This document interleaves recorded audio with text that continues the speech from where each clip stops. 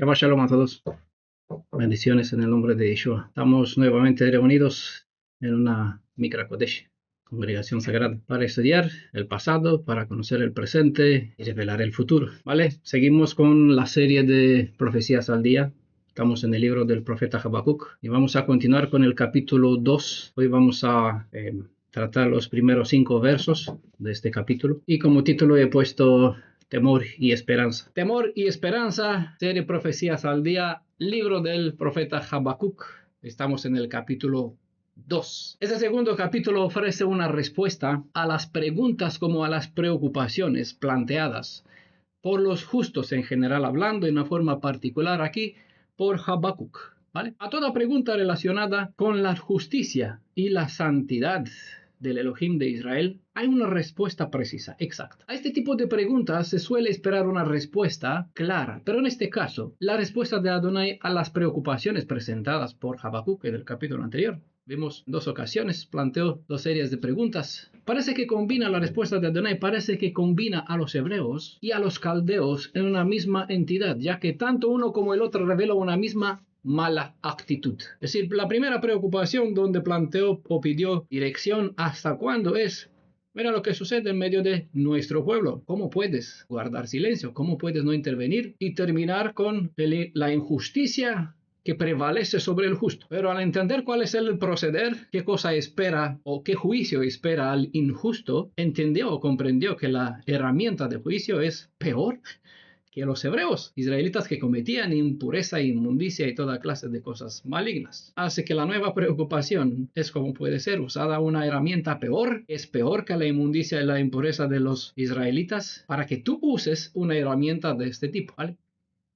Entonces, normalmente sería, o la respuesta de Adonai debería tratar este asunto, es decir, tranquilito, mira qué pasa con los caldeos, pero en realidad en este capítulo no se da respuesta a este tipo de pregunta que enfatiza, que saca en evidencia el mal peor de los caldeos, sino que trata el mal en sí, es decir, combina la maleza de los hijos de Israel con la maleza practicada, porque al fin de cuentas por los gentiles, los caldeos en este caso, porque a fin de cuentas una y la otra es mal, ¿vale? Es decir, si yo digo que soy hebreo y no actúo como un hebreo, es una cosa mala. ¿Por qué? Porque me da vergüenza de decir quién soy. ¿Esto por qué? Porque tengo una mala impresión sobre sí mismo. ¿Por qué? Porque, bueno, siempre hay una explicación, porque una psicológicamente enreda a otra cosa, porque tengo una mala imagen de sí mismo. ¿Por qué? Porque hay otro factor que altera el orden natural de las cosas. Cualquier cosa, eso es algo malo. Ahora, a causa de esto aparecen los conflictos ajenos, que el mal no se queda de brazos cruzados. Y sobre estas malas cosas vienen otras cosas peores, porque una cosa mala que refleja a un hijo de Israel abre la puerta o da derecho a un mal superior, mayor. Por lo tanto, no importa el grado del mal, sea que viene de fuera, sea que está adentro, es mal. El mal tiene que ser juzgado y erradicado. ¿Quieres añadir algo? Y a preguntar, ¿no es peor el mal de un hebreo porque conoce, se supone que conoce a Elohim, tiene la Torah, la bendición del cielo y los privilegios y la redención? ¿No es peor el mal de un hebreo porque al conocer actúa contrario en contra de Elohim? Bueno, hay grados dentro del proceso de la... No se escucha. Apagaron el micrófono, sí. Aquí sí. Dentro de la justicia de Elohim también hay Gesed, hay bondad. Entonces la bondad permite que se añadan ciertos factores a los casos que se juzgan. En este caso vimos en el capítulo anterior, por lo peor que puede ser un hebreo, es más justo que un gentil. Aún así, desde una otra perspectiva, porque un hebreo conoce lo que hace y no, lo que debería hacer y no lo hace, se puede decir que es más culpable que el otro, como vimos el caso igual en el capítulo anterior, donde Judá y Efraín por igual recibieron la Torá, fueron israelitas. Efraín cometió un mal, no tuvo temor la casa de Judá, cometió un mal peor que la casa de Efraín. Por lo tanto, porque cometió un acto peor, se puede decir que es inocente. Es por contraste la casa de Efraín, es decir, que tiene menos culpabilidad. Por lo tanto, claro, el que más conoce, a más se le exige, dice en las escrituras.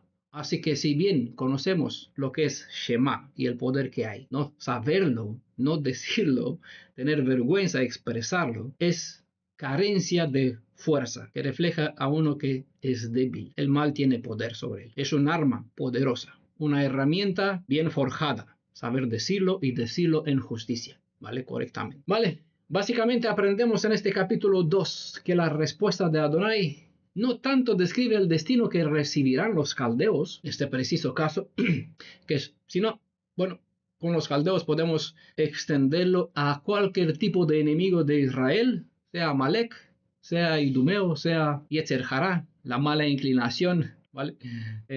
Los satanases, o como más se le quiere llamar a cada uno, echando siempre la culpa a los demás de fuera, cuando en realidad el mal que se comete es por la elección, por el deseo que nosotros manifestamos, o expresamos, o fomentamos, ¿vale? Entonces, entiéndase cuando decimos los caldeos, en este caso, hay un caso concreto, pero leemos o estudiamos la historia del pasado para comprender por extensión el juicio que se está extendiendo sobre todo tipo de enemigo adversario, en general hablando, sea físico y espiritual, sea que está fuera o dentro de nosotros, ¿vale? Entonces, este capítulo 2 no solo nos enseña cuál es el destino de los caldeos y como de todos los enemigos de Israel en general hablando, sino que nos enseña también sobre el juicio que se le hace a un mal actual, independientemente de si el dicho mal proceder es de un hebreo o el de un gentil, ¿vale? Está en mal en sí que se está presentado, que se está juzgando, a cual se le da el pago justo, ¿vale? Con el capítulo 1 hemos aprendido que el principio de justicia reclama que el mal sea castigado por medio de una herramienta correctora. Obviamente es más dura que aquellos sobre cual se le emplea. También hemos aprendido de otras enseñanzas que todo medio o método que usa el Elohim de Israel para castigar las rebeldías de su pueblo tiene como objetivo la corrección del mal proceder, no tiene la intención de destruirlo. Solo en el caso en cual no se entrevé ninguna posibilidad de enderezamiento, la misma herramienta usada para corrección debe erradicar las vidas de los que practican la injusticia como la inmundicia. Hay que recordar que estos detalles que vimos en el capítulo anterior sobre el imperio caldeo son muy generales, de modo que la revelación es una descripción sobre un estado que puede manifestarse en cualquier persona, sea ella un alma hebrea o un gentil. También es bueno recordar que en este libro no se mencionan nombres, ni fechas, ni lugares geográficos concretos, sino esto no es por casualidad, sino por causalidad, para que así podamos revivir las declaraciones de este libro o traerlas al presente para aplicarlas a la generación hebrea en la actualidad y no solo. Los mismos crímenes y actitudes descritas que se practicaba en Judea o por los caldeos caracterizan a todo poder y sistema humano que vive sin Torah, sea el visto en la actual tierra de la antigua Judea, estado israelí, como en las naciones adversas al pueblo hebreo. A pesar de que en el contexto presentado por Habacuc se refiere a los caldeos, en particular su mensaje de juicio y humillación sigue vigente a través de toda la historia, de modo que hoy estudiaremos el capítulo 2, viendo no una profecía ya cumplida sobre un pasado, sino que estudiaremos una profecía dedicada al tiempo del fin. Hay un cuento, no sé si lo conté, creo que en otra ocasión. ¿Cuál fue el último animal que entró en el arca de Noé? ¿Sí? El delfín. El delfín, recuerdo ahora porque ya lo dije. Sí, el delfín, el último, ¿no? Entonces sí, nosotros estamos en un tiempo del fin, no es el último tiempo del fin, queda un último tiempo del fin para dentro de 1000 años, ¿vale? Pero no estamos, porque las escrituras jamás hablan de un fin del mundo, sino que se trata en este tiempo, en nuestro tiempo, del fin de la esclavitud o del esparcimiento de los hijos de Israel entre las naciones, ¿vale? Dentro de 1000 años llegará el fin de todo mal. Ahí tendrá lugar el juicio final, ¿vale? La resurrección de los muertos y el juicio de cada uno, los buenos y los injustos, también de aquellos que fueron adversarios de Israel en otras generaciones cuando que no recibieron su juicio. Este capítulo también nos enseña que donde la iniquidad gobierna, la anarquía reina. ¿Vale? Bueno, voy a leer de la edición Corona de Jerusalén. Habacuc capítulo 2, verso 1 dice: en mi puesto de guardia me pondré, me plantearé en mi muro y otearé para ver lo que él me dice, lo que responde a mi querella. Es decir, Habacuc hablaba consigo mismo y se decía esto. Rashi, ¿alguno no sabe quién es Rashi? ¿Quién fue? Para que no se entere que estoy hablando de algo o menciona algún nombre y no saben de quién estoy hablando. Yo en España. Vale, fue un rabino judío. En fin, Rashi explica de la siguiente forma este verso. No me moveré de aquí hasta que escuche lo que él me diga acerca de esto. ¿Acerca de qué? Es decir, de mi pregunta por qué él mira y ve la prosperidad de un hombre malvado. Es decir, me quedaré aquí plantado hasta el momento que recibiré la respuesta a esta mi pregunta. Vimos en el capítulo anterior el uso repetido de las palabras Ra, es ver, y Nabat. Tiene el mismo sentido de ver, pero es el más específico, más concreto, es mirar atentamente, contemplar. Vimos en el capítulo anterior, ¿vale? Estas dos palabras. Aquí también se usa la palabra ver, Ra, pero primero hay una otra palabra que es Vatzape, Vatzape. El sentido también tiene con la acción de ver, pero es más que contemplar, es decir, es más que Nabat. La palabra Vatzape viene del verbo tzafá y describe una postura en cual uno dispone su mirada como un vigilante al estilo de un espía, o como pueden observar los que tienen gatos. ¿Vieron alguna vez un gato cazando? Lo vieron en realidad. O, bueno, si no lo vieron en Animal Planet, algún depredador fijando su mirada, su vista sobre una presa, de una forma que ya no ve. Lo que ocurre alrededor ya no existe. Solo hay una atención centrada en el asunto que se quiere pillar en este caso. Un depredador solo tiene su línea de mira, aunque sus orejas, bueno, por si acaso que tiene algún peligro, que está en peligro su propia existencia, pero su vista está fija en la presa, mirando la presa. Esta palabra describe una postura en cual alguien se inclina hacia adelante para mirar o para enfocar, en este caso a lo lejos, es decir, para tener una visión. ¿Vale?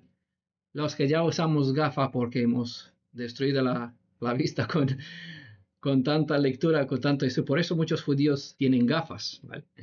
Lo pueden ver a muchos, ¿por qué? Porque son gente que se dedica al estudio. O sea, estudiar la letra pequeña, pues cuesta con el tiempo, pues cobramos factura, tenemos que usar gafas. Aunque hay que enfocar, ponerse, inclinarse para poder observar mejor. Ese es el sentido del término que está aquí, Vatzape, en esta palabra. O te haré, sale en la edición Corona de Jerusalén, para ver, para Ra. O te haré, esto es Vatzape para Ra.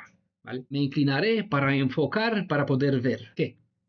Esta es la vista, Vatzape es la vista de la emuna. Bueno, ¿por qué planteó esta postura de vigilancia activa Habacuc? ¿Cuál fue su última pregunta a cual ahora también espera respuesta o espera también respuesta? Es decir, si no sabemos qué cosa preguntó, no podemos entender por qué se puso como en puesto de guardia. Obviamente que no se fue a un lugar para ponerse puesto de centinela.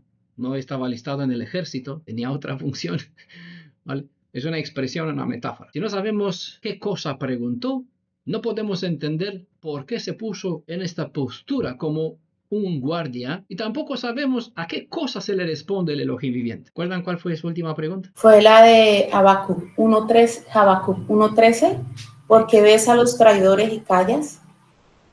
Eso. Cuando el impío. Exacto. Tú que tienes los ojos puros y que no puedes ver, es decir, no puedes tolerar el mal, ¿por qué ves a los traidores y callas cuando el impío traga al que es más justo que él? Eso ya no trata sobre los hijos de Israel o sobre los caldeos, sino trata sobre uno y lo otro, porque el proceder, a fin de cuentas, aunque a un grado de diferencia uno más duro que el otro, es el mismo. Es decir, el resultado final es el mismo. Habacuc no es el único que hace una pregunta como esta. También fue Jeremías quien preguntó. Está en Jeremías capítulo 1, verso 21. No, capítulo 12, verso 1. Al revés. Jeremías capítulo 12, verso 1. ¿Por qué prospera el camino de los malvados? Preguntaba Jeremías. ¿Por qué tienen tranquilidad los que hacen traición? Aparece también en el libro de Malaquías. Así que los justos, hacía esta pregunta y quedó registrado en un libro. ¿Cómo se pueden dar cuenta? Las preguntas pueden identificar la actitud de maldad que bien puede ser la de un gentil como de un alma israelita. La postura de guardia de Habacuc es la misma que la del profeta Isaías, quien también se puso en su puesto de guardia, esta vez para avistar la caída del imperio caldeo. ¿Vale? Esto lo pueden ver si leen el capítulo 21 del libro de Isaías. ¿Vale? Capítulo 21, son muchos versos, pero describe esta postura de centinela, en este caso para avistar, avistó, la respuesta vino para avistar la caída del imperio caldeo.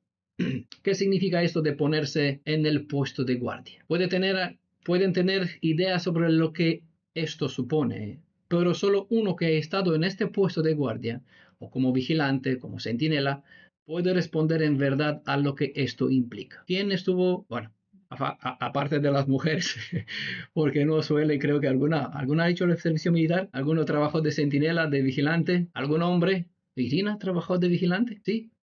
¿Qué supone? Vale, a ver, ¿qué supone hacer un servicio de guardia? ¿Qué implica? Muchísima atención. No se puede uno dormir. Tiene que estar atento a todo. A quién entra, a quién sale, a lo que se mueve, a lo que hay alrededor, qué falta. ¿Quién más? Bueno, los hombres creo que muchos han hecho la mili. A algunos le tocó hacer el puesto de centinela o hacer el guardia. ¿Sí o no? Yo fui guardia. Mucha atención, como dice Irina, y estar pendiente de lo que sucede alrededor. Y eso implica evitar peligro y estar a salvo. Y mantener a salvo a los que uno vigila. ¿Quién más estuvo? ¿Qué responsabilidad tiene? Aparte de estar mirando, estar atento.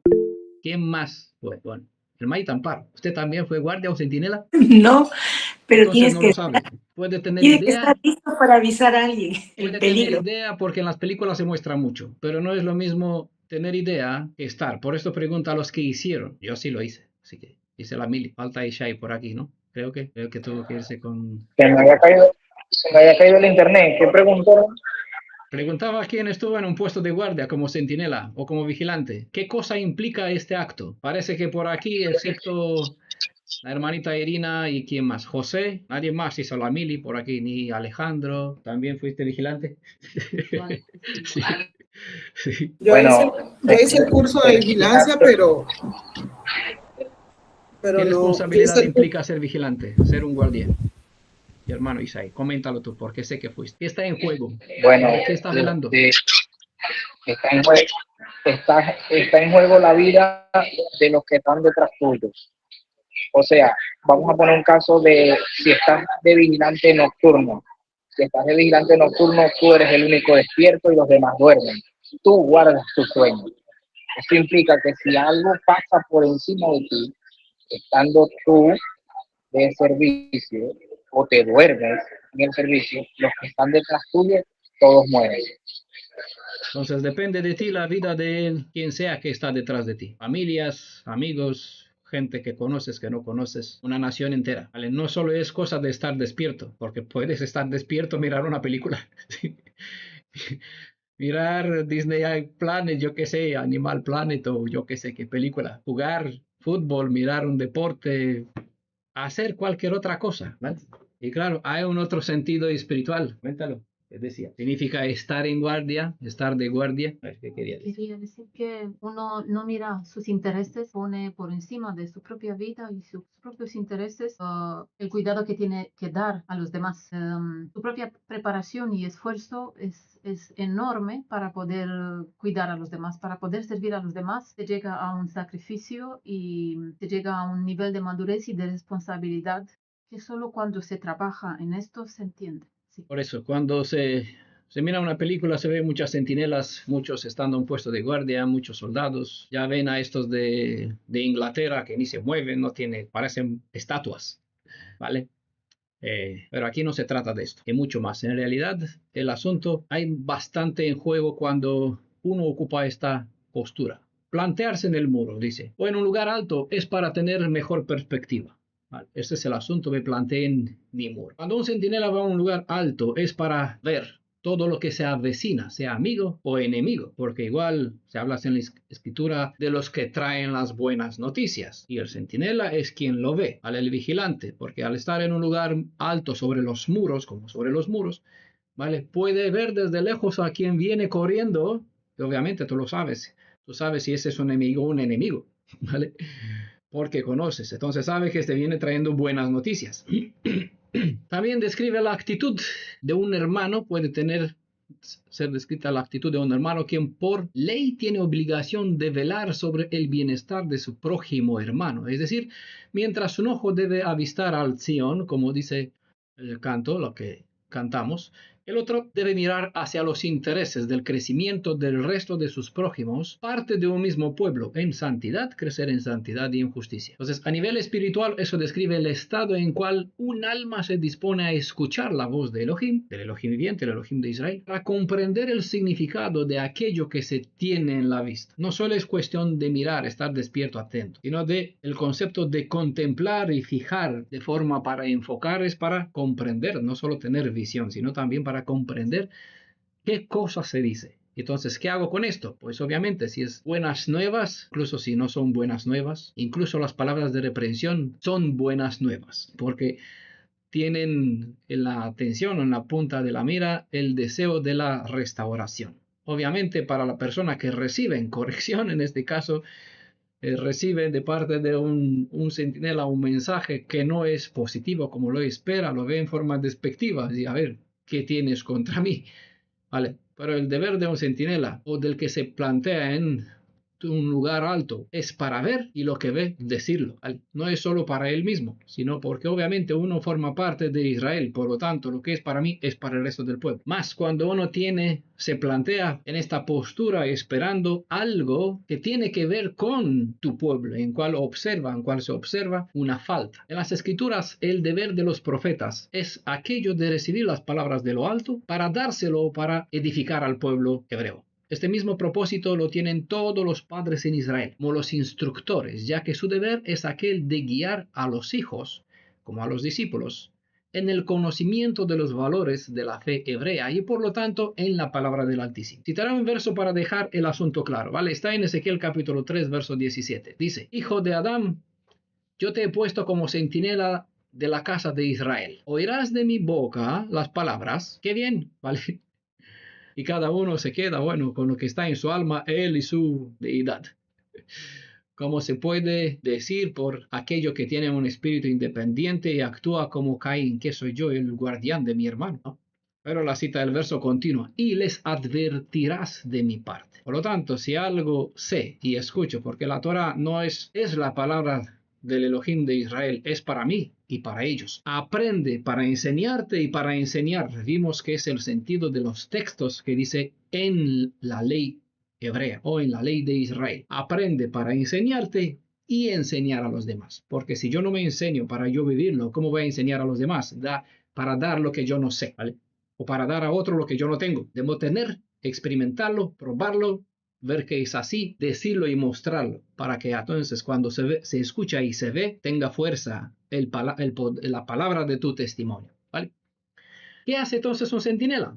Vela por los intereses físico-espirituales de su pueblo, avisando a sus prójimos de si se ha visto algo malo, entre otras cosas. Todo padre entiende esto porque ellos siempre, o debe entender esta postura, porque ellos siempre están echando un ojo sobre lo que está haciendo su hijo, o sobre lo posible que le puede sobrevenir, ¿no? ¿No?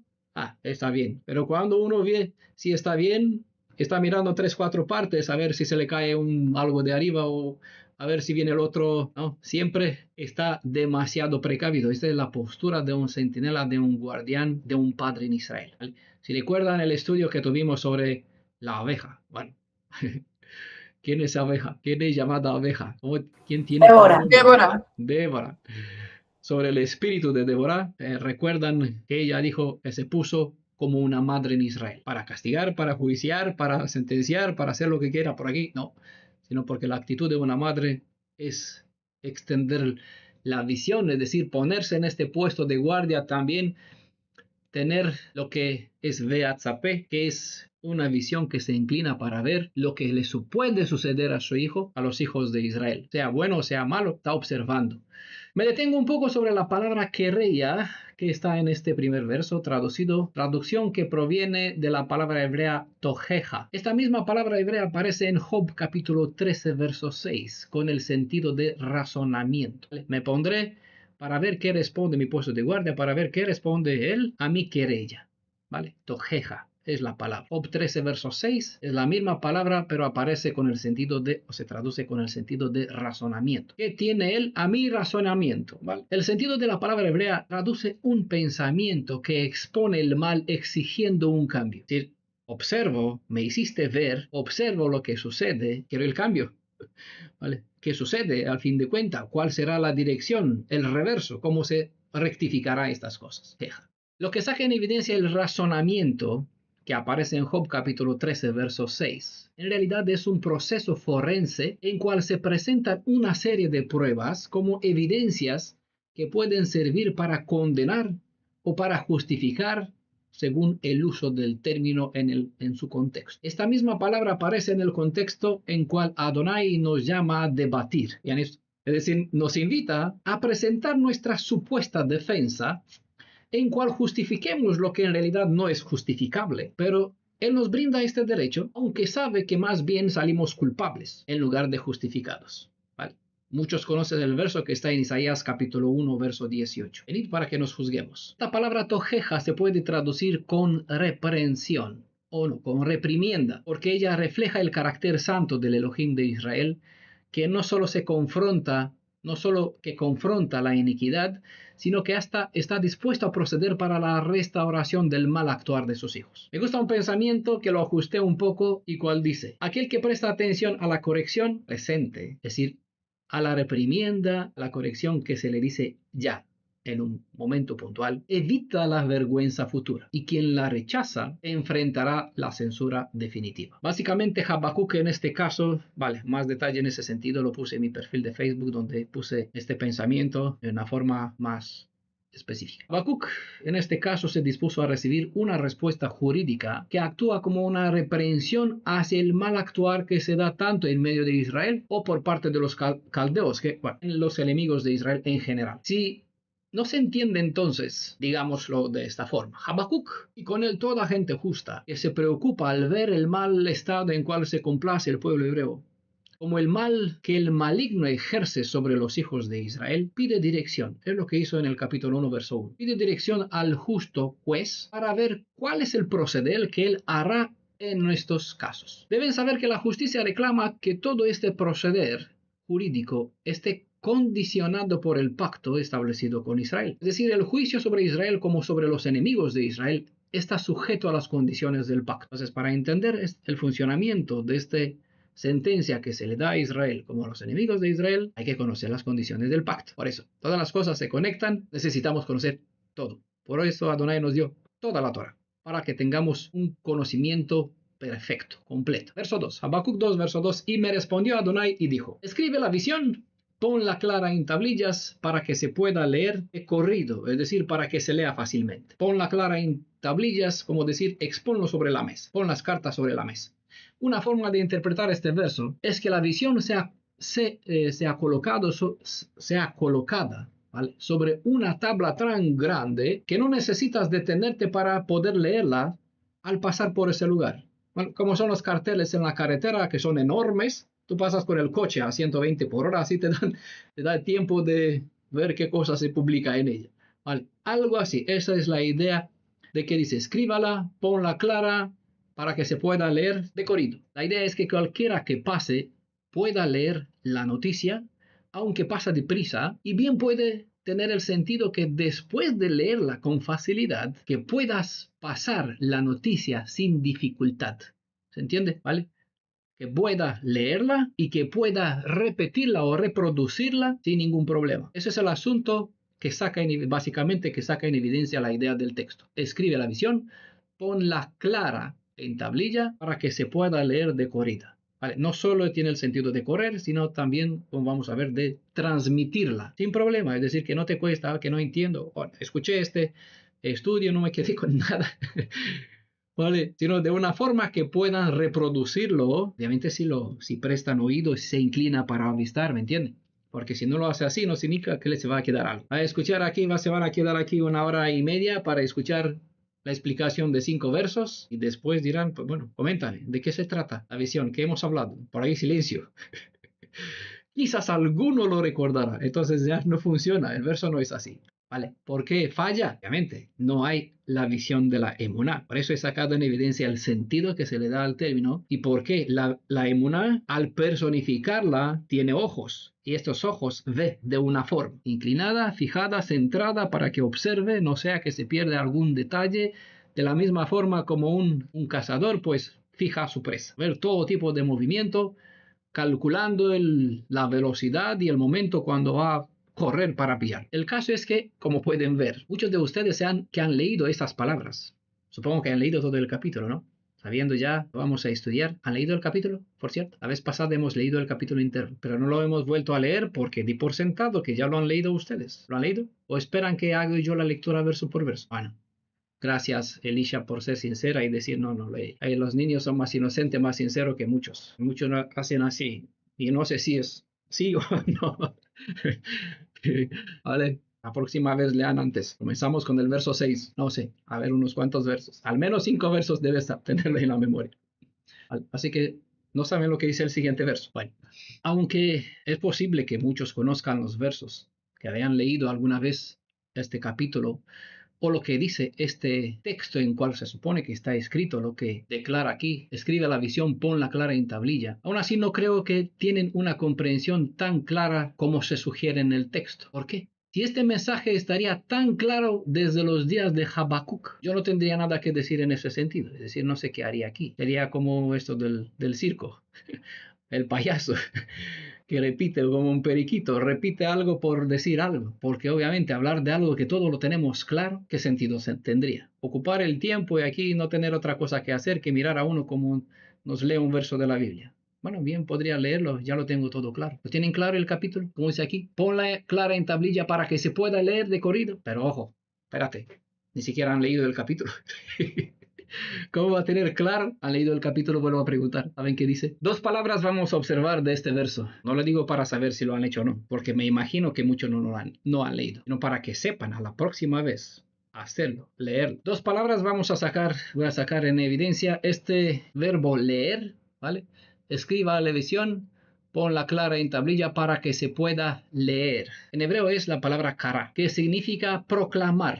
Cosa que para la época de Habacuc eso significaba leer en voz alta en medio de la plaza central de la ciudad como un heraldo. En el sentido que más se conoce, este es el sentido que más se conoce. Pero la pregunta es, si esto se proclamó así, ¿cómo es que el mensaje no es claro? Si hoy leeríamos este capítulo por medio de la televisión, donde hay la máxima audiencia, ¿entenderán ellos de qué va este capítulo? Porque se supone que fue puesto en tabla para que el que lo lea lo entienda, como pasas con el coche a 120 por hora y ves el tablero que pone aquí la publicidad de una crema, de una chocolatina. Hay otro sentido del término kara y es el de llamar, como por medio de invitación, dirigirse por nombre. Se refiere a la acción de abordar a una persona conocida. El uso de este término se puede observar en el Tanaj, tanto aplicado a uno mismo como en forma particular a alguien en concreto. También implica una acción pública donde todos están llamados a leer, es decir, a escuchar para enterarse. Pero por eso he dicho,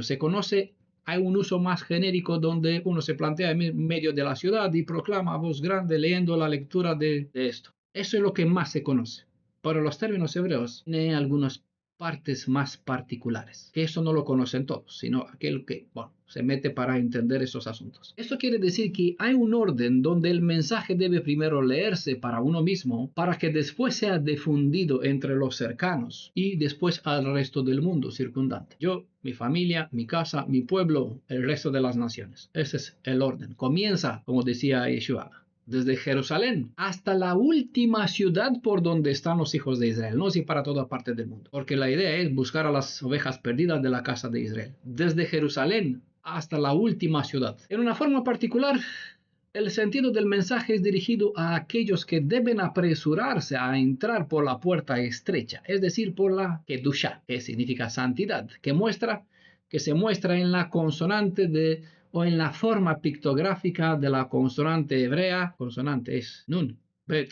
¿Cuál es esta consonante hebrea por medio de cual tiene que pasar uno y que da origen a la palabra Kedusha? La consonante Kof. Muy bien, gracias hermano José. Con Q, no con K de Ki, porque es Kof, no es K de Ki. La consonante Kof muestra en su forma pictográfica la imagen de la oreja o del ojo de una aguja. Y esta es la medida por donde uno que debe apercibirse de este mensaje debe entrar. Por eso tiene que prestar atención de esta forma, porque es llamado de esta forma particular por nombre como está, dice en otras profecías, silbaré entre las naciones y mis hijos escucharán y regresarán uno por uno, ¿vale?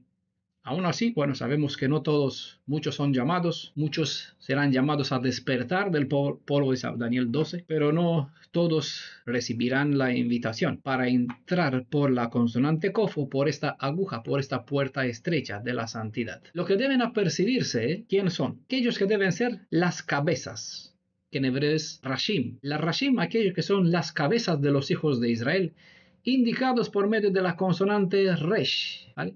Eso está en la palabra kara, ¿vale? Es decir, en las tres letras que forman la palabra kara, que es leer y tiene el sentido de proclamar, también de llamar por nombre de una forma particular, ¿vale? La Kof, la Resh, Kof, la Kedushá, la santidad es el medio por donde tenemos que entrar. La Resh indica quién debe entrar por aquí y son llamados los hijos de Israel que deben ser las cabezas. Ellos son aquellos que deben ser llamados por nombre para prestar atención y entender con facilidad aquello que Adonai, es decir, la Aleph. La palabra es, Kara se escribe con Kof, con Resh y con Aleph.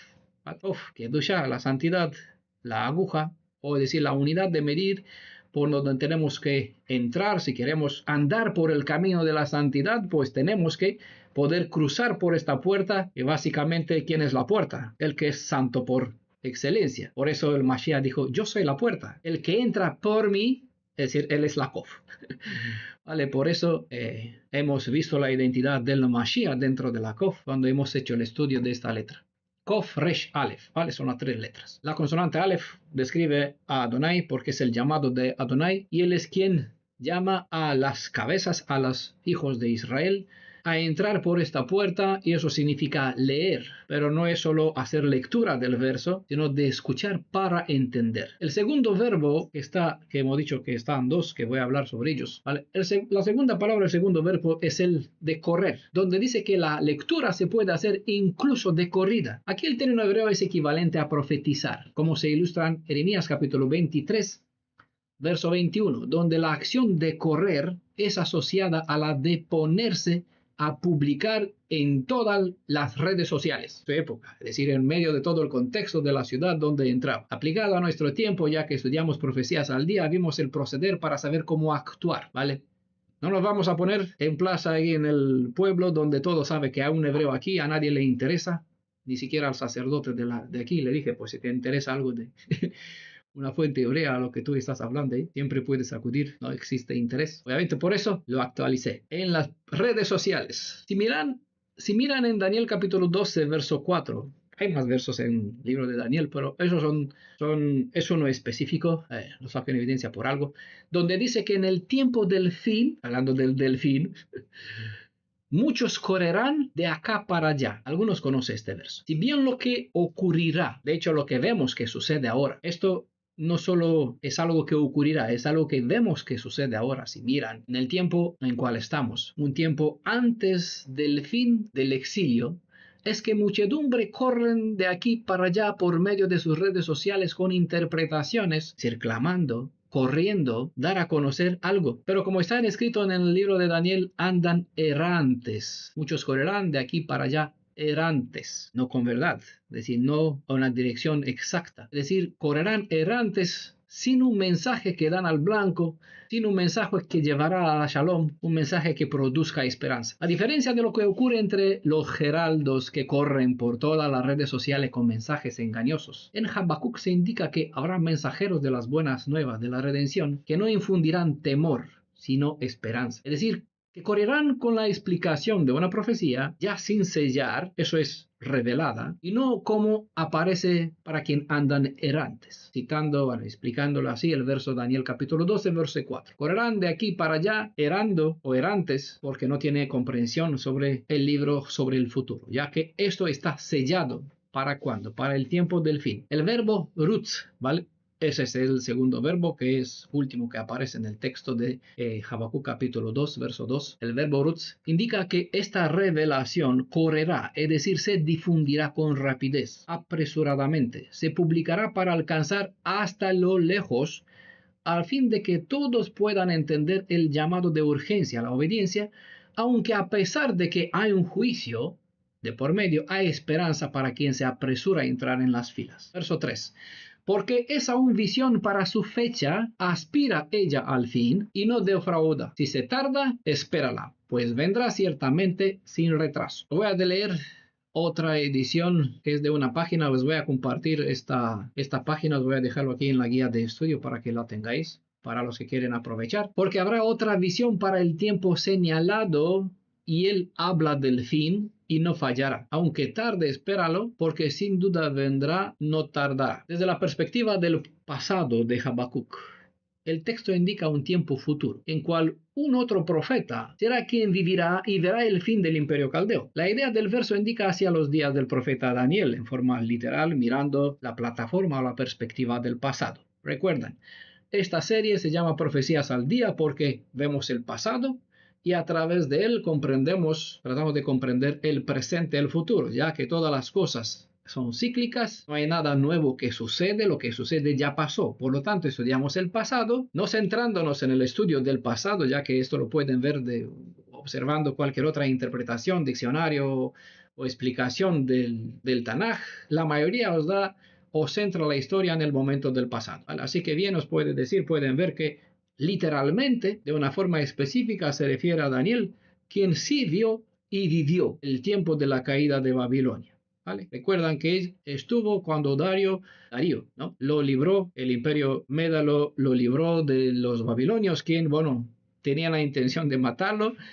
En el último tiempo dije, enciérralo, a ver si esto sucede. No tuvo tiempo para ver Belsasar lo que sucedió, porque ya llegaron los persas, libró a Daniel y obviamente mató a Belsasar. El tiempo del fin, aquí indicado, es la terminación de los 70 años en cual la casa de Judá permanecerá en Babilonia. Esto está bien escrito en Jeremías capítulo 29, verso 10. Aspira o hablará sobre el fin. En el texto hebreo está la palabra de Yafeah, que viene de la palabra fuah, que es una expresión del habla. Dado que el habla es el soplo, sacas aire como un viento, es una emanación del aire. Esta palabra fuah, tiene el sentido de soplar por la boca el aire, como un viento, así como se puede ver en Salmo 33, verso 6, donde dice que todas las cosas fueron creadas por el Creador, obviamente por Elohim de Israel, con el soplo, con el viento de su boca hizo todo el ejército. Esta palabra toma un sentido particular cuando lo vemos por medio de lo dicho en el Salmo 12, verso 5, o en el verso 6, creo que en Reina Valera, el verso 6, donde dice, por la opresión de los humildes, por el gemido de los pobres, ahora me alzo yo, dice Adonai, auxilio traiga a quien por él suspira, de afeah, ¿vale? Fuah, respiro. Aquí este verbo fuah describe la exhalación del afligido, de aquel que anhela con esperanza el día de la redención de Adonai. Desde esta perspectiva, la palabra aspira o habla sobre el fin se convierte en un mensaje de esperanza para aquellos quienes están suspirando por el exilio, de donde esperan que el Redentor de Israel se alce en defensa de ellos, mostrando que ningún aliento, por pequeño que sea, escapa a su oído. Tengo que gritar, ¡sálvame!, porque Él conoce el suspiro que está dentro de un alma que sufre o padece bajo la aflicción de la injusticia. No importa si están en la tierra de Judea, de Israel actual, donde hay demasiada injusticia y donde los justos, como en el pasado, padecen a causa de la injusticia que no se practica. Ya, porque ya demasiados saben que detestan la acción de los homosexuales que están en su casa. Bueno, hay demasiada idolatría y demasiadas cosas que no debería existir. Levadura, por ejemplo, en las festividades de panes y levadura, simplemente, si este es un producto leudado, le pongo una etiqueta para que no se vea hametz y no lo ponga en un lugar para que no se venda, cuando la ley dije que no esté en tu tierra, es decir, que tiene que ser consumido, destruido durante 7 días. No debe existir levadura. No puedo ponerle una etiqueta para solo no comerla. No puedo tenerla en mi casa, indica la ley. Puedo comerla, ni tenerla en la casa, ni que existen mis propiedades, ¿vale? Son 3 indicaciones. No puedo ponerla una etiqueta y no comerla, quedarme solo con una, porque este es un concepto falso, rabínico, ¿vale? Donde dice el que guarda una es como si guarda todas. No es así, porque el mismo concepto rabínico dice, guardar 9, fallar en una, es transgresión de todo. 99% verdad, 1% mentira, mentira absoluta. Es una contradicción, se dan cuenta que no tiene sentido, ¿vale? Por eso, estudiamos todas las cosas, aquí es quedarnos con lo bueno, desechar lo malo. Pero eso solo se puede hacer, esa clasificación y separación, ¿vale? Difícil de entender por algunos, cómo puedo desechar una parte del judaísmo rabanita cuando en realidad lo tratas como son tus hermanos, son parte de ti, aunque ellos errados en ciertos conceptos. No tiene sentido esto para algunos, como decía Shaul, lo que parece locura para otros es bendición para nosotros. A fin de cuentas, sea como sea, hay un grado de justicia porque son parte de nosotros, ¿vale? Y también hay parte de verdad que tiene respaldo en el Tanaj, en las leyes de Israel, no podemos negarlo. El uso de escribir en tablas es para servir como un testimonio en el futuro, obviamente, del cumplimiento de la palabra de Adonai, asegurando que la visión es segura, así como las dos tablas del pacto fueron escritas en tablas, ¿vale? Tablas de piedra, para que sean duraderas. Eso es el sentido de que sea para largo tiempo. La imagen de las tablas, escritura en tablas, quiere que a pesar de que para la perspectiva humana este cumplimiento parezca dudoso o incierto, sin duda vendrá y no tardará según el punto de vista divino. Para su fecha, dice el texto, ¿vale? Indica que hay un tiempo designado, no es al azar, o cuando sea, en algún momento cuando se le ocurra. La visión no es segura. No, perdón. Se ve que estoy cansado, estoy inventando palabras diciendo lo que no tengo que decir. La visión no se logrará de inmediato, sino en el periodo fijado por el Elohim de Israel.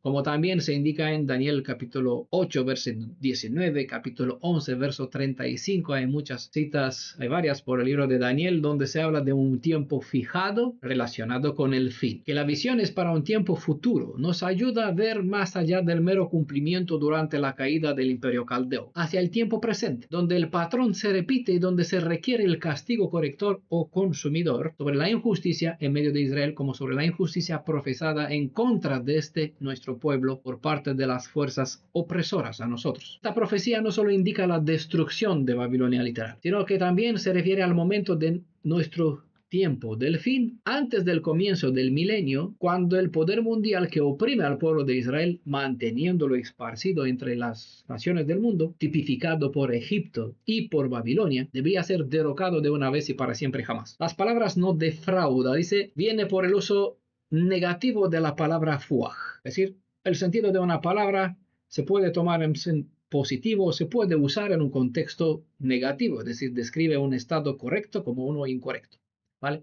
Entonces, por contraste a la parte negativa del término fuaj, viene no defrauda. En Habacuc capítulo 2, verso 3, tiene el sentido positivo al expresar el soplo. El fuaj es soplo, ¿vale? Aquello que pronuncio con lo que declaro con la boca. Ahí tiene un sentido positivo, es seguro, porque las palabras que expresan muestran confianza en Adonai. Pero en los versos como, voy a dar una lista, hay muchos. Proverbios capítulo 6, verso 19, hay muchos en el libro de Proverbios. Capítulo 12, verso 17. Capítulo 14, verso 5, verso 25, 19, verso 5, 19, verso 9, 29, verso 8. Aparece el mismo término, fuaj, pero en un sentido negativo, donde aquello que expresan las bocas de los que andan en iniquidad exhalan. Vale. Iniquidad, mentira, engaño, falsedad, en contraste con los que usan su boca para la destrucción. Dice Proverbios 29, verso 8, donde las palabras inflaman, revelan como el aliento que no revela la emet ni emuná, es decir, que hace las palabras de aquellos que practican engaño o mentira, es decir, que viven en la iniquidad, inflaman.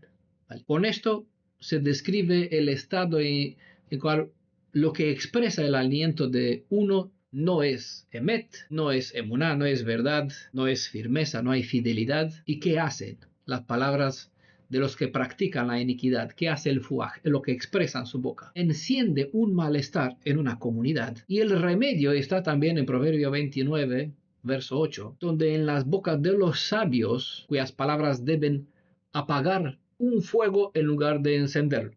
Mientras el necio exalta o saca fuera por su boca, por el soplo, las palabras que dice son como enciende un fuego porque carecen de verdad y emuná, los sabios tienen que hacer los contrarios, los justos. Aplacar el enojo, traer el shalom, restaurar la calma. Lo que hizo Yeshua básicamente cuando ordenó al viento que se quede quieto y se templó y se asombraron y quedaron, a ver, ¿quién es este? Preguntaron. Que hasta los elementos de la naturaleza obedecen a su palabra. Ese es el poder del que anda en justicia. Lo contrario, ¿vale? Por eso, el término tiene sentidos positivos, puede ser fuaj, positivo o negativo. Por contraste a lo negativo, aquí en Habacuc se usa en forma positiva porque dice no defrauda. ¿Por qué? Porque está asociado a Elohim.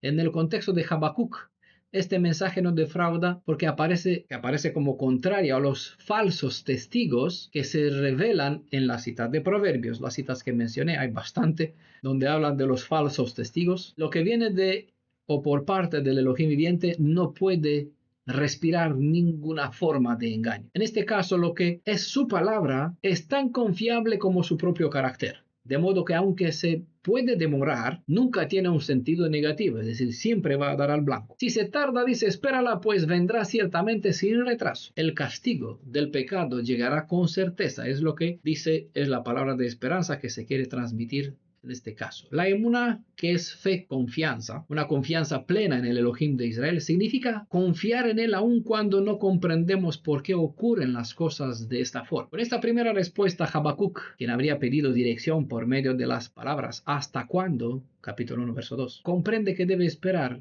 el fin estipulado. Básicamente, con el siguiente verso se deja evidente que aquel que no ejerce con paciencia la emuná, como la tikvá, es decir, la esperanza, obviamente no tendrá fuerza para sobrepasar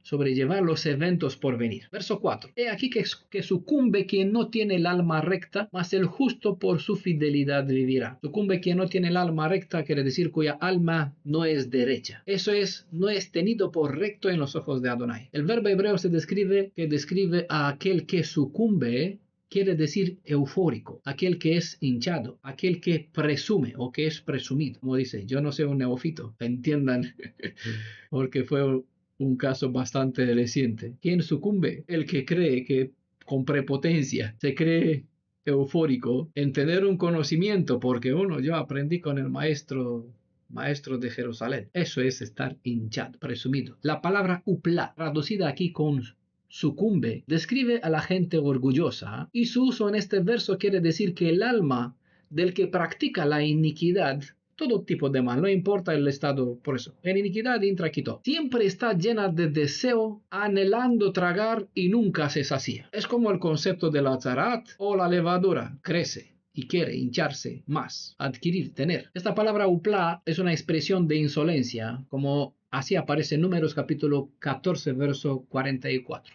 Y actuaron con insolencia. Es la misma raíz. Que su alma no es recta dentro de él, quiere decir que su espíritu no está satisfecho dentro de él. Como la actitud del que no es justo es asociada al Sheol, eso vamos a ver en el siguiente verso. El Sheol no se sacía de tragar a los que fallecen, como se compara en este siguiente verso. También aquel que sucumbe por ser presumido, nunca dice, lo que ya he adquirido es suficiente. Es por eso que la retribución vendrá sobre él. Con eso se desea acentuar se quiere contrastar la naturaleza transitoria y el carácter inestable de quien busca en sí mismo el sentido de la vida, la fuente de la estabilidad y de la confianza que posee aquel que pone su vida en las manos del Elohim viviente. Se marca un contraste en quien pone la vida en la mano del Elohim viviente y quien confía en su propio, lo que dijo Nabucodonosor, en mis manos no edifiqué yo este imperio. Ya, se te acabó, ahora se te quitará todo. Estarás 7 años como una bestia, hasta que reconocerás, no soy nada sin el Creador, ¿vale? En este caso la emuná no es fe en el sentido comúnmente aceptado del término, sino fidelidad, confianza, fiabilidad. El verso saca en evidencia que mientras se vive el cumplimiento de esta profecía, aquel que no tiene un propósito santo y justo sucumbirá, mientras que la fidelidad del justo es la que le asegurará el triunfo definitivo, porque solo éste puede contar con la protección divina. Está en Apocalipsis. Te guardaré en el tiempo cuando probaré a los moradores, a los que están en el mundo, dice el libro de Apocalipsis. La frase del verso 4 es un enunciado general que se debe tener siempre en cuenta en todas las vicisitudes. ¿No? Vicisitudes.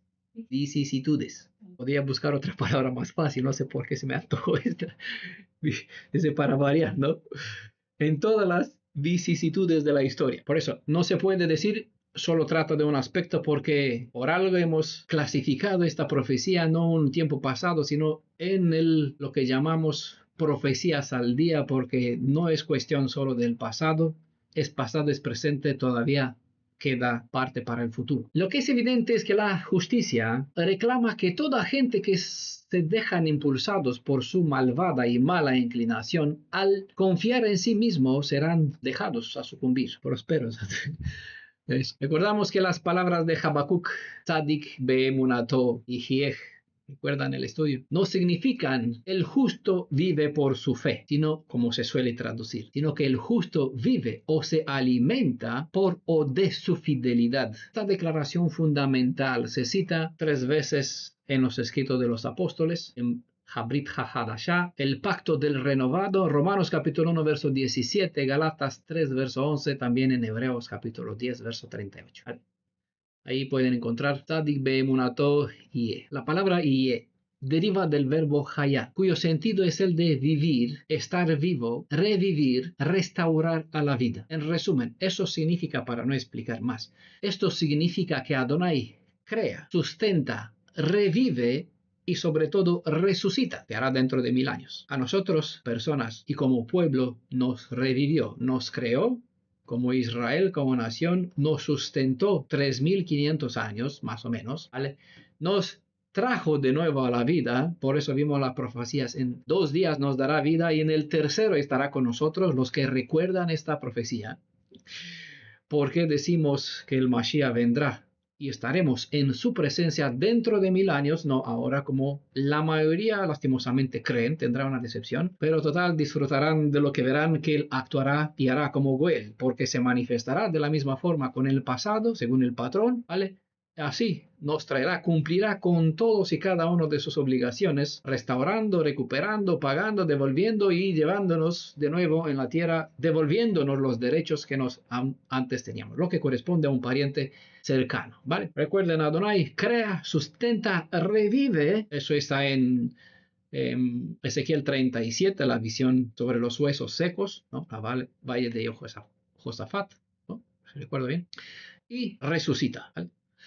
Versos como Deuteronomio capítulo 4, verso 1, capítulo 30, verso 19 al verso 20, Proverbios capítulo 4, verso 4, bueno, además indican que vivir es el resultado de hacer lo que es justo, es decir, de hacer lo que es correcto. Si no haces justo y lo correcto, vivir tiene respaldo, carece de protección. No hay garantía ni de sustento, ni de revivir, ni de resucitación, resurrección. Un sentido particular para interpretar la frase vivir puede significar sobrevivir a todo tipo de invasión como la Caldea, pero la promesa es que aquel cuya alma es justa y su espíritu persigue la santidad de Adonai será protegido y preservado cuando lleguen cualquier enemigo. Es decir, no importan solo los caldeos, puede ser el Amalek que sea. Vale, entiendan que es el sentido de Amalek, el mal, ataques, ¿vale? Se dice en el Talmud, me río porque me río, porque ya saben que como el judaísmo caraíta, pues no profesamos ni recomendamos este libro, pero bueno, hay un dicho, José, sí que así, me cayó gracioso, ¿vale? Decirlo, por eso se lo voy a comentar. Se dice en el Talmud que Moisés le dio a Israel 613 mandamientos. Bueno, no es así, pero así se dice. David lo redujo a 11. ¿Vale?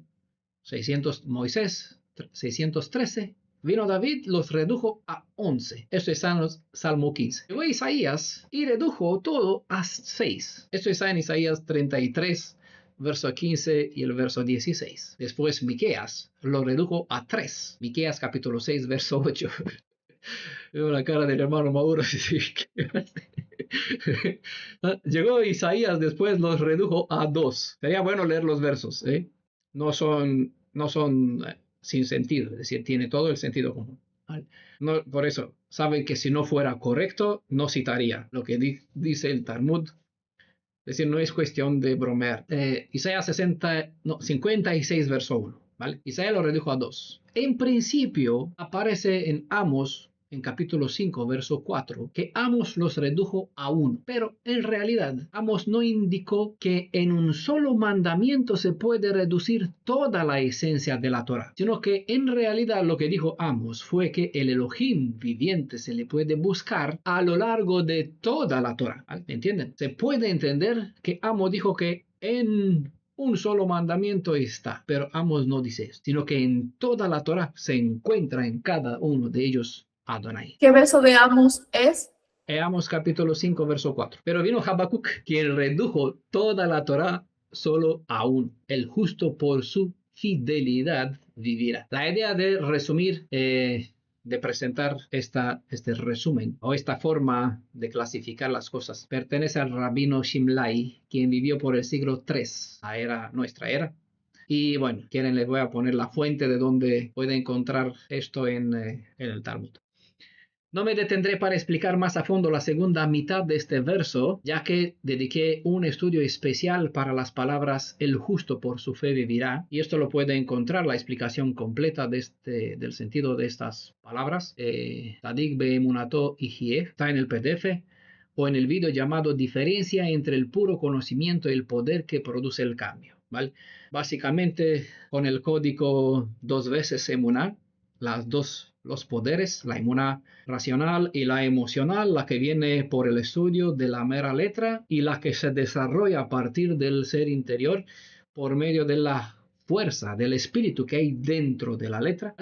Al compartir esto, me hizo leer el capítulo entero del libro de Habacuc, de este capítulo 2, dijo, wow, profecías al día, así. Hemos comenzado con el capítulo 1 y así que todas las dos. Quizás nosotros tenemos una intención, pero Adonai pues tiene más.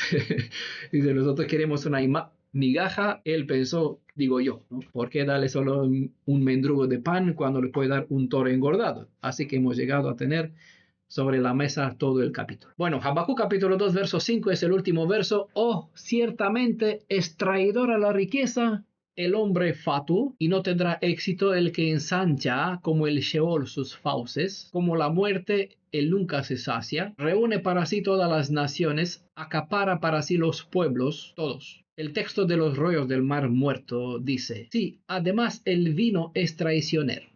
Aquí dice, ciertamente, dice Corona de Jerusalén, ciertamente es traidora la riqueza. Pero los textos del mar muerto dice, sí, además el vino es traicionero. Un hombre arrogante que, y esta siguiente palabra no aparece en el texto, se le dio forma porque el texto no es claro, no se queda en casa, que agranda su deseo como el Sheol y es como la muerte y no puede saciarse, sino que reúne todas las naciones y amontona a todos los pueblos. ¿Vale?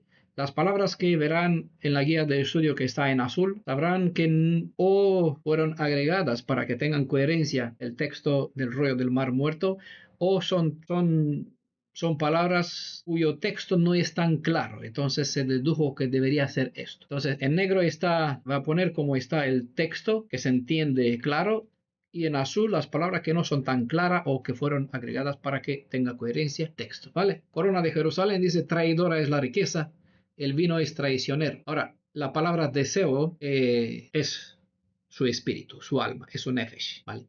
Entonces, el deseo de una persona es igual a su ser interior, a su lev, que es manifestación de lo que hay dentro del corazón de uno. Sobre Belsasar, está escrito en Daniel capítulo 5, verso 1, que durante la noche en cual las personas conquistaron la capital de Babilonia, bebió vino como 1000, dice una traducción. Vale. No significa que bebió, si 1000 personas bebieron un vaso, él bebió 1000 vasos, sino que bebió haciendo compañía a 1000. Bueno, ese sería el sentido. Pero igual se contrasta por su deseo de su alma, como el Sheol. Tragar, bebió porque era una persona que le gustaba beber. Se habla mucho sobre sobre el deseo de los caldeos de beber vino. En este caso, se vierte ese sentido que Belsasar, pues, bebió como 1000 o junto a 1000 sería. Este verso puede decir en el caso de Belsasar, que él, al estar bajo la influencia del alcohol o con el consejo del vino, como aparece en alguna otra tradición, ¿vale? El texto del Mar Muerto dice, el vino es traicionero. Puede encontrar otras traducciones, no sé en Reina Valera cómo suena, pero está así, con el consejo del vino. Eso es como por estar dentro de la influencia o influenciado por el alcohol que estaba en su cabeza, ya se le cruzaban los cables. ¿Qué sucedió? Dijo que traigan los vasos sagrados del templo de Jerusalén y bebió de ellos. Este acto necio y bajo la influencia del alcohol, dice el texto, eso es la idea del texto, lo matará. De modo que la descendencia de Nabucodonosor será destruida. Dado que el altivo es un escarnecedor, en este caso se burló de los vasos sagrados, pensando que Bel, la deidad babilónica, es superior al Elohim de Israel, bueno, despreció el hecho que debería saber de su abuela, que vivía la madre de Nabucodonosor, quien conocía la historia de los 7 años donde él se creó superior, y le recordó, a ver, tienes que honrar al que está superior, al Elohim de Daniel, porque debido a él obtuviste el reinado y la potestad de ejercitar dominio sobre Judea. Pues en su borrachera o bajo la influencia del alcohol o bajo el consejo del alcohol, el mal pensamiento que le indujo el alcohol, ¿vale? Tomó en desprecio las cosas sagradas, cosa que le llevó a su propia destrucción. Desde la perspectiva hebrea, morir sin linaje es una maldición, como una vergüenza que nadie desea.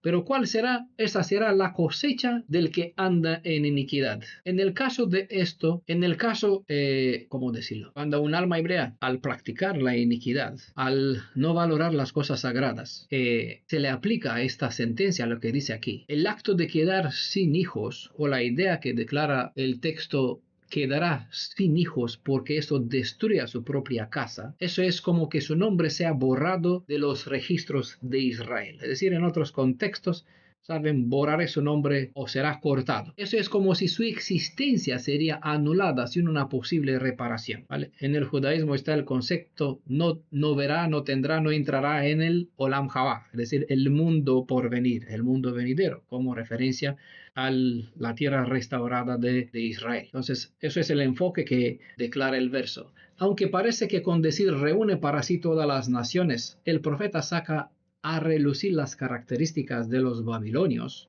de los caldeos, cosa que obviamente provocará su caída. Las primeras palabras de este verso, como aparecen en forma genérica, general, dejan entrever el estado de todo aquel que fomenta el deseo por la riqueza material, digamos. Este deseo no depende de la identidad nacional, sino de la naturaleza humana, que ejerce un deseo impuro. Puede ser un hebreo, puede ser un gentil. La arrogancia se manifiesta por el deseo insaciable de extender las fronteras del imperio, por medio de sus conquistas, en el caso de los meros caldeos. Pero ese es un principio activo que se revela en la tzarat como en la levadura, cosa que no nos interesa de lo que hay dentro de los demás, porque tzarat y el concepto de Hametz está dentro de Israel. Esto porque tiene que ver con la naturaleza humana. Por eso no debemos ver solo el deseo, solo los caldeos en este verso 5, que tiene un deseo insaciable de conquistar más, como el Sheol, de tragar, ¿vale? Porque son principios generales, aplica al caldeo, aplica al gentil, aplica al hebreo. Este apetito por controlar a los otros pueblos se compara en el verso 4 con el Sheol, es decir, con la muerte o la tumba. Bueno, en ese verso 5, no en el verso 4. El verso 4 está con justo vivirá por o se alimentará de su fidelidad. Bueno, verso 5. Este apetito se compara con el Sheol, con la muerte o con la tumba, que nunca es conforme, nunca se sacía. A esto así se describe en Proverbios capítulo 27, verso 20, Isaías capítulo 5, verso 14. Pero según el siguiente verso que le vamos a ver en el siguiente Shabbat, para esta mala actitud insaciable de tragar, de tener, hay un lamento. Las evidencias que revela el principio causa-efecto describe que las riquezas que convierte a uno en arrogante, en este caso a los caldeos, proveían de las desgracias de otros. Pero esas riquezas solo terminarán, vamos a ver, como combustible para el fuego. Creo que está, no en Apocalipsis, no recuerdo en qué libro. habla de las riquezas que las comerá las polillas, las carcomas. Un libro escrito de los apóstoles. Adquirir bienes y posesiones no es malo en sí. Abraham tenía muchos. Salomón ya demasiado, que tanto que el hierro ya no tenía, ni el cobre tenía más valor. Plata, diamante, plata, oro y plata, diamantes. Era la moneda que funcionaba, es decir, extremadamente rico. Pero no es malo adquirir, ¿vale? Pero la ley de Israel condena el amor a las riquezas y todo medio perverso de adquirirlas, como el alcohol no es malo. Ahora, la ley de Israel prohíbe que tú te emborraches en tal grado que pierdes, como le sucedió a Belsasar, ¿vale? Que perdió el equilibrio entre bien y el mal, o como los sacerdotes, que llegaban al mismo grado que parecían payasos en el lugar sagrado, en el templo, donde edificaron una estatua a Tamuz, cosas abominables, y se dan voltoretas. ¿Por qué? Porque estaban bajo la influencia del alcohol. Por eso, no es malo beber, pero es malo cuando el alcohol te bebe. El alcohol es bueno cuando tú lo bebes. Si el alcohol te bebe, es mejor cortarlo. Es lo que dijo. Si algo te lleva a cometer infracción, transgresión, pon la hacha a su raíz, es decir, extermínalo, sácalo de la raíz. ¿Vale? Maimónides enseña esto: si no puedes controlar el alcohol, pasa al otro extremo, renuncia a él por completo. ¿Vale? Es mejor así, hasta que adquieras dominio. No hay problema después si vuelvas a beber. La idea es que si estás en un extremo de bondad, mano suelta, hay que aprender a ser tacaño. Sí. Pasar al otro extremo hasta que aprendes a hacer equilibrio entre lo que es Gesed, dar, y lo que es Geborah, recibir o contraer. ¿Vale? En ese sentido, Shaul dejó una buena enseñanza, está en 1 Timoteo capítulo 6, verso 10, ustedes pueden leer. Eso significa que no debe existir absolutamente nada en la mente o en el corazón de un alma hebrea que ocupe el lugar que pertenece al reino de Adonai. ¿Vale? Buscad el reino de Elohim, eso significa que lo busca él también. Busco la Torah, honro al pueblo de Israel. Eso es el reino de Elohim. Tiene 3 fundamentos: honrar a Elohim, honrar la Torah, que es su palabra, honrar a su pueblo, que es la extensión de su propio cuerpo, ya que el Mashiach o Adonai es la cabeza de este cuerpo. Es el padre, también aparece como padre, como el esposo de Israel. Este asunto no solo trata sobre el alma que tiene amor por el dinero, ya que el sentido del deseo por acaparar pueblos es el mismo que el profesado por todos aquellos que tratan de convencer y convertir gente a sus intereses, creencias, grupos, etc. Cuando hay un interés que no es puro y no es justo, al hablar a los demás, al invitar a los demás donde tú te reúnes, cuando no hay un interés puro y santo, debe que hay algo es asociado o una motivación que es comparada con el Sheol. Este actuar es común visto en las redes sociales, donde muchedumbre que pretenden ser hebreos en realidad solo son hebríos. Entienden el juego de palabras, ¿no? Solo es quitar la H que está delante de la palabra hebreo y cambiar un E con un I, y de hebreo conviertes en ebrio. Una persona atormentada por un vino mezclado. El vino de Babilonia es el vino de la confusión. Babilonia significa confusión, donde la verdad hebrea es mezclada con supuestas verdades que en realidad son ideas diabólicas disfrazadas de buenas intenciones. Este tipo de vino es el que atormenta el sano juicio, de modo que hasta un justo que se dispone en un festín donde se sirve vino mezclado puede deshonrar los principios de santidad que le corresponde y puede perder la justicia que debería proteger su vida, como sucedió con los de Hamás en la tierra de Israel. ¿Vale? Este tipo de vino que atormenta el sano juicio, de modo que hasta un justo puede perder su sentido común, su equilibrio, es llamado vino mezclado o vino de Babilonia. Verdad, mucha verdad, poca mentira, o 99% verdad, 1% mentira, confusión. Es Babilonia, ¿vale? El principio es desecharlo, porque las cosas de la Torah, si soy hebreo, me edifico con Torah. Si soy gentil, soy mesiánico, bueno, cojo del cristianismo, cojo del judaísmo, cojo de aquí, lo que pillo por allá, lo que me gusta por todas partes. Crea una mezcolancia. Eso es lo que está dentro del mesianismo. Por eso, ni los cristianos lo reconocen, ni los judíos lo reconocen. Ellos no sé que son cristianos, no practican y no son absorbidos porque no aprueban el judaísmo, que son lo que se llama en Apocalipsis templado.